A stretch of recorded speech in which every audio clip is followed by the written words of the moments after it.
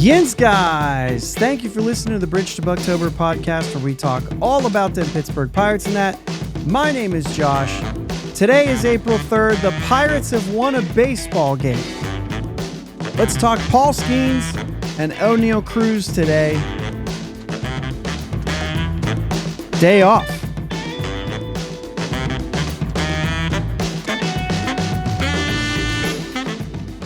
Pirates have a day off today. I would say, I had in my notes, I literally wrote it before the game today, to thank the baseball gods that the Pirates have a day off today. But we don't have to do that because they won a baseball game. The Pirates beat the Rays 4-2 on Wednesday afternoon. It was funny, I was driving home from work and I called my mom, and I don't even remember what we were talking about, but I said, raise it to her. And she said, I sure hope they do. And I was like, Mom, no, they played today. They won a game today. They played this afternoon. I was looking forward to watching the game tonight, she said. I was like, well, I'm sorry. That'll be on. I'm sure it'll be on. You can watch it if you want to. But either way, day games, I'm a little indifferent on day games right now because I am now in the office 3 days a week, and Wednesday's one of those days. So instead of being set up here at home, working from home, and I know I've been spoiled, but instead of setting up here with the TV on over there with the game on and being able to work and still be able to see a 55-inch TV and watch the game is a luxury that I didn't take for granted. I didn't. It's just different now because it's on my phone, sitting on my little deal while I'm working.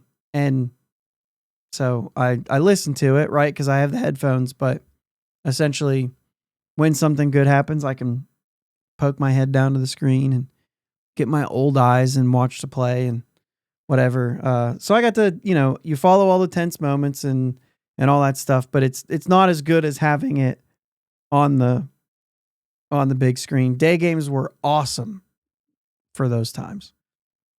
I can do more Thursday day games. I'm home on Thursdays. But tomorrow night, or I guess tonight, right? Today's Thursday. I got to keep remembering that when I do these, it's the next day because I do them the night before. But tonight, heading into Pittsburgh for the home opener tomorrow, and excited for the home opener, and I understand what is all built around this and how even though we won a game Wednesday afternoon, come Friday morning, there's still some frustration. 2-5 is not terrible. The Atlanta Braves right now are going into the ninth inning. I guess I should kind of refresh that page and see what happened. Did the Dodgers walk them off in the bottom? They certainly did. The Braves are now 0-7 to start the season. And I'll say this. The Braves will likely be in the postseason at 0-7. And Brian De La Cruz was batting 5th for them today. That's not going to be a full season thing. I mean, obviously, Profar got popped and there's some injuries and whatnot. I mean, this might hurt them. They may not be in the postseason. It's possible. But there are some good teams that are sitting around the same thing. The Tigers are 2-4. The Red Sox are 2-4. The Guardians are 2-4. The Padres, who some people had on the outside looking in, are 7-0 right now.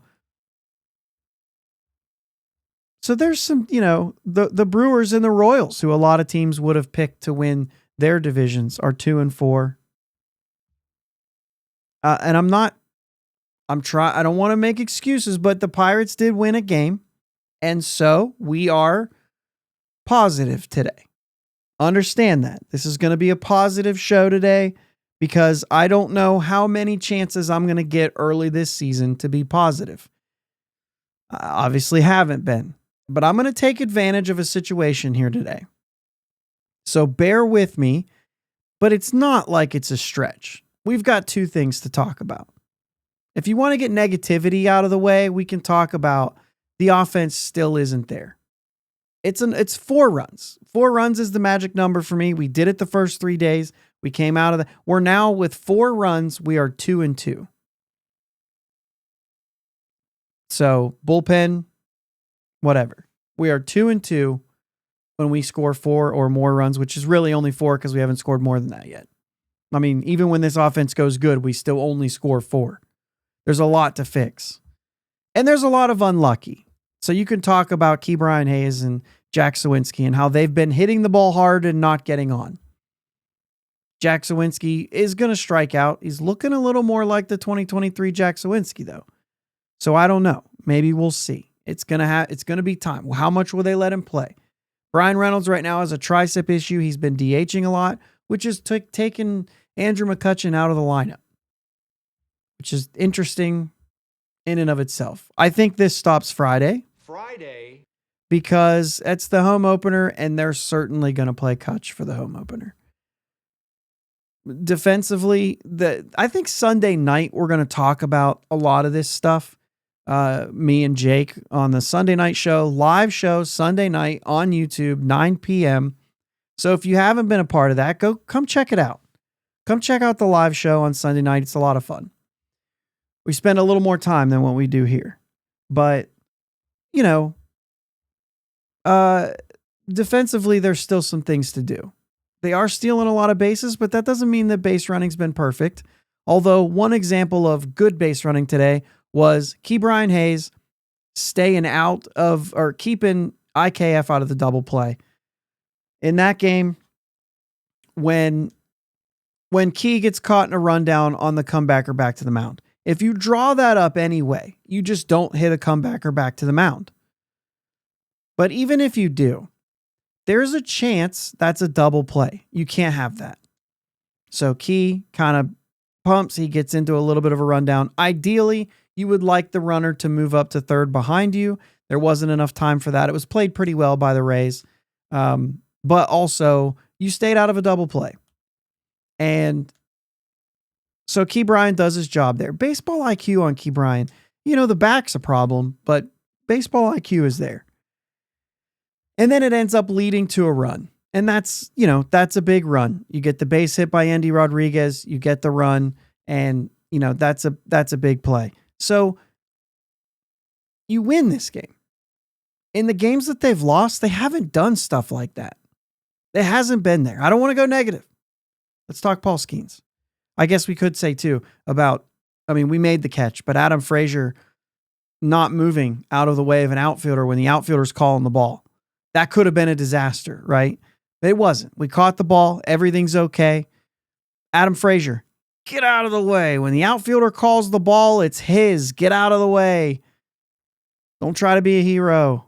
You could have got somebody hurt. I just can't, watching plays like that, I can't help but think of Eric Gonzalez going back and slamming into Marte when he was calling a ball and thinking, what are you doing? Nobody got hurt in this one. We caught the ball. Everything's fine. Let's move on. Paul Skenes was the man. Obviously, every time he's starting, you're going to talk about Paul Skenes. And today was no different. First 10 batters did not strike out anybody. Were you worried about it? I had a buddy text me and said, after the first strikeout, he texted me and said, I thought Paul Skenes forgot how to strike people out. And I said, I'm going to guarantee you Paul Skenes knows he needs to do 7 innings tonight. Without question. He knows what the bullpen's been. He knows what this team's going through. He knows what he's been going through. He needs to get through 7 today. I would expect less strikeouts. And he struck out the last 2 guys that he faced to get to 6 Ks, 102 pitches. He did not walk anybody. That's efficiency, guys. That's exactly what it is. He still went deep into some counts, but we're getting there. He went through 7 innings. He only gave up 3 hits. No earned runs. A run did score. IKF had the error in this one that moved the guy up to second who ended up scoring. Again, that was an interesting play, right? I would say to that one, if you're going to miss low. But gets through 7 innings. A great outing for Paul Skenes, different than what we've seen from him, but exactly what this team needed on a day like today. That is what a stopper does. That's what an ace does. He strapped up and he did exactly what this team needed. The Pirates are 1-1 in Skenes' game, and the losing streak is over. So you got that. I don't think it's ever a stretch to just talk good things about Paul Skenes. The Pirates Twitter put out today, Paul Skenes is the first pitcher since earned runs became an official statistic to post a sub-2 ERA with 175 plus strikeouts over their first 25 MLB appearances. At his ERA right now, career ERA, I don't have it pulled up at the moment, but I believe it's under 2, obviously, because of that. But it's the lowest ERA since to start a career in the first 25 games or whatever since like 1982 or something like that. I forget. Or maybe it's even longer than that. I forget what that. I forget that. I shouldn't even have brought it up because I totally forget that stat and I don't have it in my notes. So shouldn't have done that. Let's move on. Let's talk Oneil Cruz, who has been kind of the victim of a lot of critiques, a lot of critical comments. I mean, I've been critical of his play in center field for sure. And even at times, at the plate, you're wondering like, okay, not a bad day. He had some strikeouts this day, whatever. You're looking at 28 starts in center field so far. When you're being positive about the guy, it's not all going to be pretty, but it's 28 games. Let's sit on it for a little bit. I'm not fully convinced. I've said it a million times. I believe he ends up in right field. But while he's the age he is and he's young, let's give him some time. Let's give him some time in center field and see if he can just get to league average, man, because the bat was huge today and it's been huge so far this year. And it's fair to give credit here. He had his second home run today, Wednesday after second home run, and the wind was blowing and there was kind of a confusion on whether the wind aided the home run or if the wind just kind of pushed it to left field. When you saw that ball go up in the air, the center fielder made a movement as if he thought he had a chance to catch that ball. And the ball ended up over the fence where the left fielder tried to rob him. So I think that the wind was mostly blowing like from right to left. There was a couple balls that were hit to right that just seemed to not carry the way that you thought they were going to. He hit that ball 108 miles an hour. I'm not convinced it was necessarily wind aided. I think there's a chance that that ball would have been more towards center. So if the fence comes in far enough, you could say it was aided because it was pushed that way, but it was also barely gone. And at 108, I think it's pretty fair to say that he got that ball pretty good. He has an on-base percentage right now of 400. I think he's hitting like 260 and his on-base percentage is 400. OPS at 922. Guys, this is a dude and he's not been selfish. He's not been swinging out of the zone. He's not looked a whole lot like what we saw last year. Obviously, the stolen bases are off the charts right now. 6 steals, 6 walks, 7 games with 1 day off. So really, I mean, I know he pinch hit, but really 6 games. His at bat in the 9th inning Wednesday was a good example of what we're seeing right now from Oneil Cruz. The Rays cut the lead down. It was 3-1. The Rays cut the lead down. Holderman came in. Why Holderman, by the way? Why? Be positive. But why Holderman? Why did you go there on a Skenes day? Anyway, Holderman gives up 1 run on a walk. Walks or errors, guys. I need like a clip of something that has to do with walks or errors. That'd be good. Anyway. And I got this wrote down. Here's the sequence here. He fouls off a cutter. Okay, well, let's actually set it up a little bit. Let's set it up a little bit because you had IKF at third base, 1 out. We needed that runner to score. They had taken it back to 3-2. We needed that extra run. We don't know what the 9th is going to be like with this bullpen. And this is our situation. We got one out. Fouls off a cutter right under 90. Fouls off a cutter inside part of the plate. And then he takes a changeup that was kind of a similar pitch. He threw some good changeups in this at bat. This one was not a great changeup. Ball 1. Swing and miss at a really good changeup that just dropped off the table. So he's geared up for the fastball, swings through it. It falls off the table for a strike.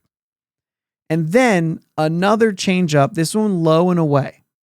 This one missed a little bit more low and away. It was moving away from him, but I kind of felt like maybe we see Cruz swing at that pitch a little bit.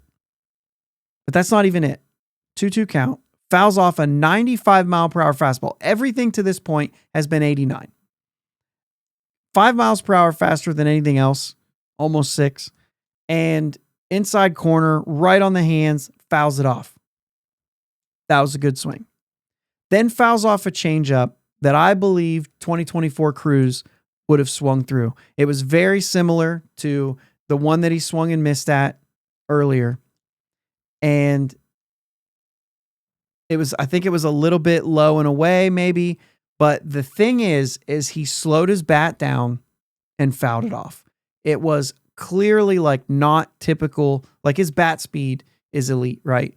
And he slowed his bat down to make contact to foul it off. That would have been a strikeout. Then he takes a changeup away that he would have chased last year for sure. Very good changeup, broke away, and he leans out and takes it 3-2.